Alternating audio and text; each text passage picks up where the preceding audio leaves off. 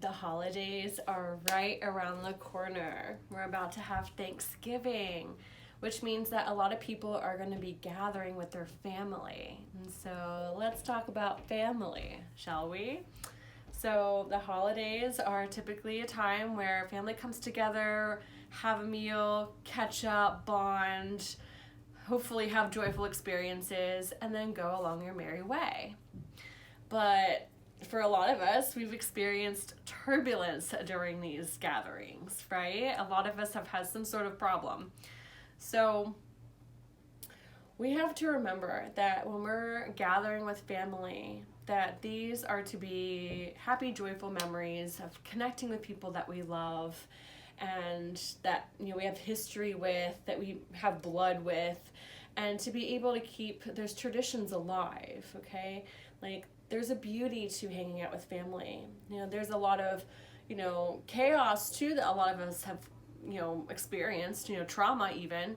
But, when we look at both sides, there's always another side of beauty. Well, maybe not for everybody, but, if we're choosing to attend a gathering with our family, it's usually because we do still care about them. We do still love them. We do want to connect with them and see how they're doing. So, however, when we do get together with other generations, we notice that there is a gap of viewpoints. A lot of people, looking at grandma and then, mother and then, you can see how everybody has a different way of a lens of how they look at the world and what they believe to be true. And those differences can, of course, cause arguments. A lot of times also you'll notice that, when you get together with families, there's issues, or people don't like if you have different religion or different viewpoints on politics or even about what's going on in the world right now. Everybody has their viewpoint. And so gathering in a group of people who all have different viewpoints, there can be tension and there can be heat, which can lead to a lot of panic and anxiety around the holidays.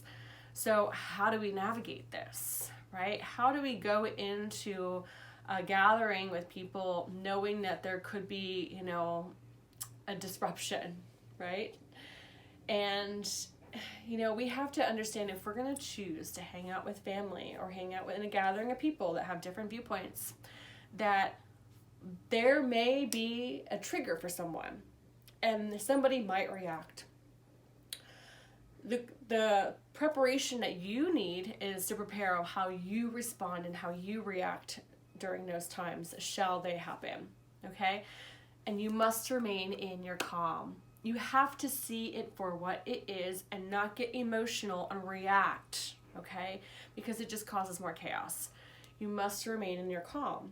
And so right now, it's a perfect time to start preparing. How will you respond when auntie asks you that thing she asks you every year? Or how mom starts to judge you when you don't do the certain things she wanted you to do? Or how dad wished you did this instead and you're doing this and there's a conversation about it. When you are being confronted with other people's viewpoints on how you should live your life or what decisions you should make, you should prepare for that appropriately. Okay, not everyone's gonna like what you do, and you're not gonna like what everyone else does, and that has to be okay. That has to be okay, especially if you're going into hang out with everyone in a gathering. You have to be all right that everyone else is their own person, but that you still love each other, and that you're still having a bonding dinner together. That there's still love and connection that still can be had, even though you're different. And so what I notice is that a lot of times when family members are really upset and really angry and really judgmental or just really angry at you, oddly enough, the underlining layer is love. They really just care about you. They really just want you to do what they think is best. And just because you're not doing that doesn't mean that you're a bad person, of course. But, and they might not always accept that, but they still love you. And so when we stand back and we realize that these people love me, even though they're upset with me, it's only because they want me to do something, because they care about me.